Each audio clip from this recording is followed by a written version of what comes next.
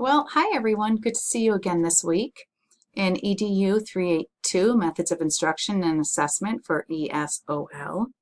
This week we will review Chapter 2, Language, and we'll talk about the items up on Moodle, a few changes I've made, and another discussion on a good time we can all meet. I want to just briefly go over Chapter 2. For those of you, everyone in this course has taken linguistics for SLA. That's the Communication 308, except for Colleen, you're in it right now. And Chapter 2 is really a review of that entire course. So I don't think we have to spend too much time on it, but I will just make sure a few things that you're aware of. One is key terms. We want to make sure that you're familiar and comfortable with all the key terms in this entire book, because these key terms, not only in the application in the classroom, are important for you, but also on the certification subject area content, the TESOL test, you'll need to know them. So I'll show you up here in a few minutes on Moodle that I put together all the vocabulary for you to become familiar with. But just flipping through the book, I'm looking at it right here on areas just that you should at least understand definition. Phonology, of course, the study of sound system. Morphology is the smallest units that carry meaning in a word. For example, bug and bugs. Bugs would have two morpheme. Bug is the content, and the S would indicate plurality, two bugs or more than two bugs. Syntax is the grammar, the order of things, and why once you understand syntax, you understand the difference between the dog bit the man and the man bit the dog. You could have the words dog bit the man, the bit dog man, but unless they're in the particular order, the sentence carries different meanings. That's syntax. Of course, semantics.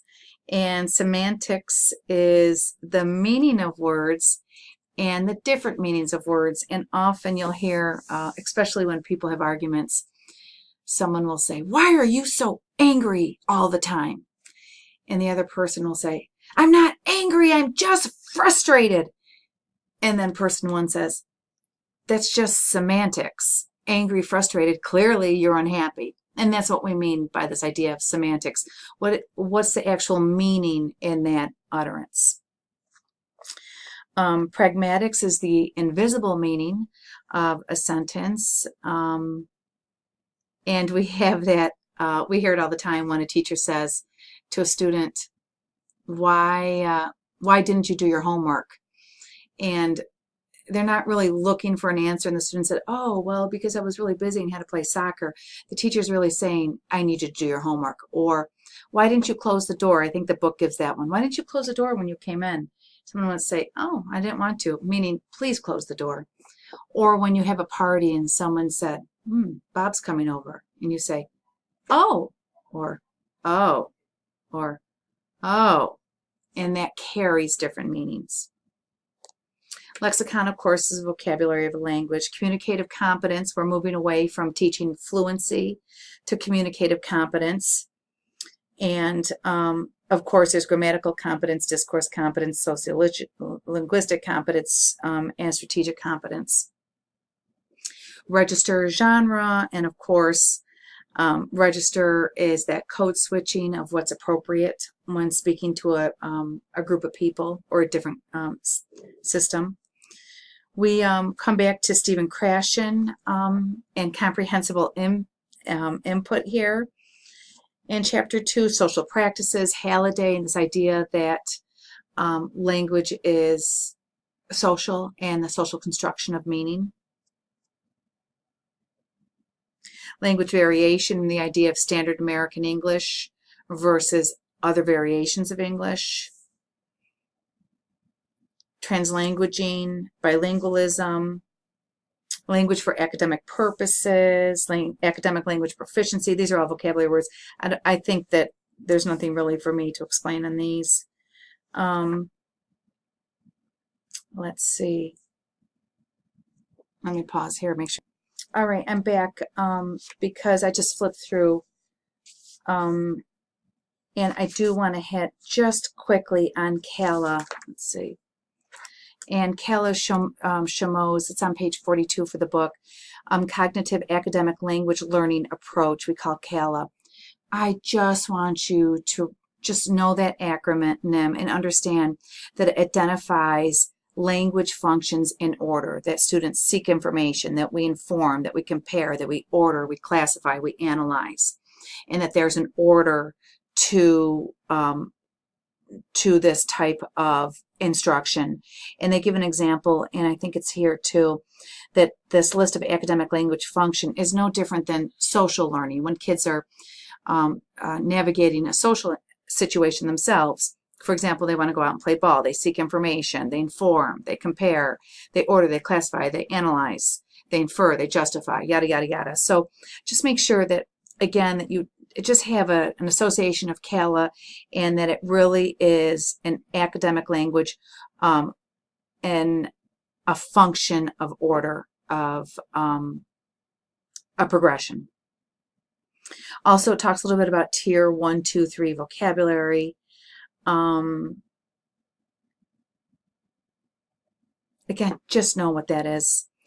And academic and language demands, again on page 43.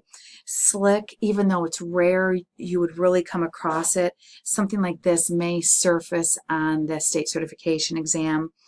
And that understand that it's a second language instructional competence. And what that means is that at this point, L2 learners are capable of performing in a content area.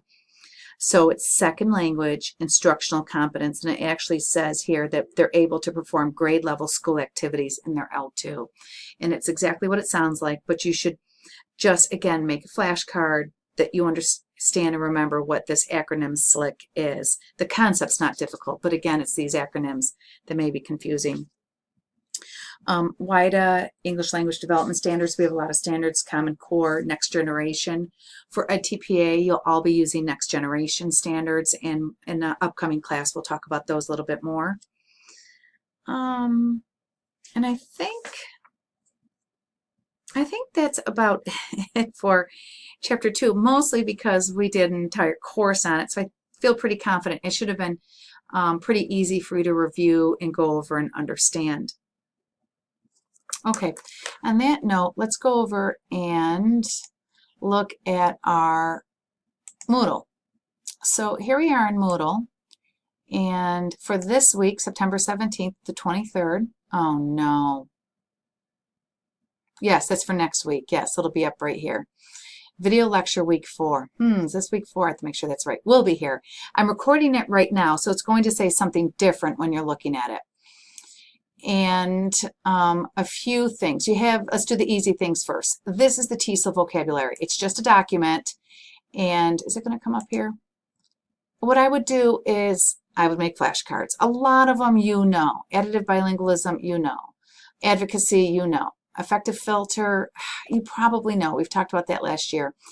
Assessment, you know. But assimilationist discourses, that might be tougher.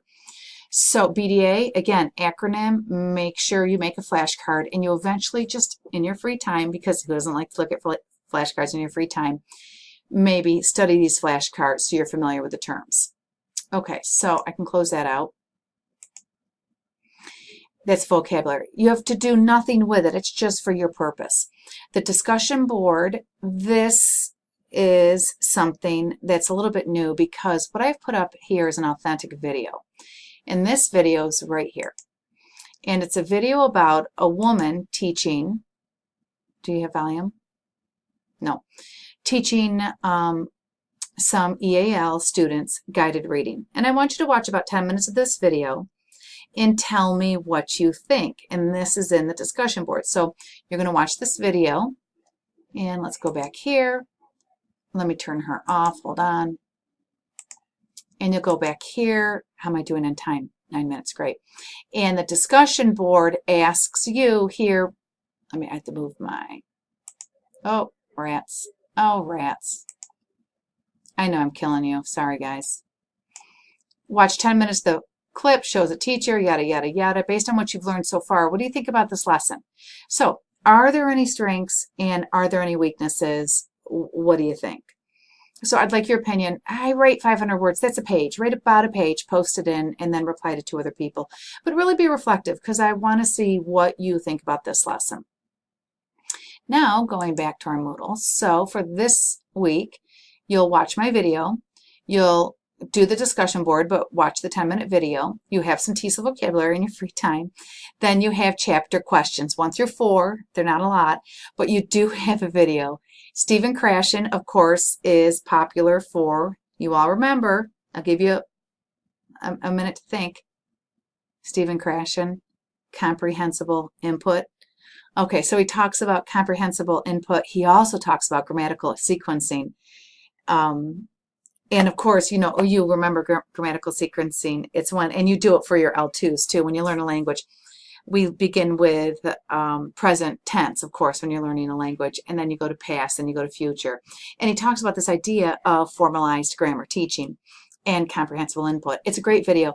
I actually watched this video in my graduate program in the early 90s. And when I actually opened it, and this is from the textbook, and it's 1980. There he is, Stephen Krashen. Let's see. The theory says that if enough input is present, if there's a rich source. Totally awesome. I'll tell you, I had a total crush on him in the early 90s. And this video, when I saw it, I think I saw it maybe 93, was already 12 years old.